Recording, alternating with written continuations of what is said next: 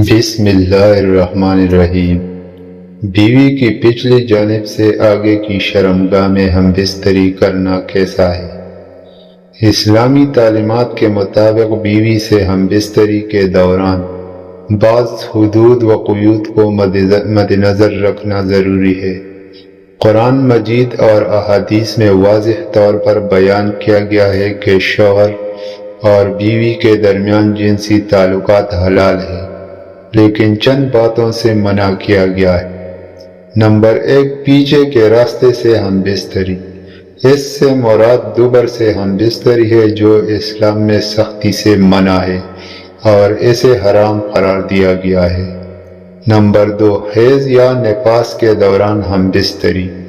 عورت کے حیض یا نفاس کے دوران بھی ہم بستری ممنوع ہے، لیکن آپ کے سوال کے حوالے سے اگر مقصد یہ ہے کہ پچھلی جانب یعنی پشت سے قریب ہو کر آگے کی شرمگاہ میں ہم بستری کرنا، تو یہ عمل جائز ہے، بشرطے کہ اس سے بیوی کو کوئی تکلیف نہ پہنچے اور دونوں کی رضامندی ہو۔ قرآن میں اللہ تعالیٰ فرماتے ہیں، تمہاری بیویاں تمہاری کھیتیاں ہیں، پس اپنی کھیتوں میں جس طرح چاہو آؤ۔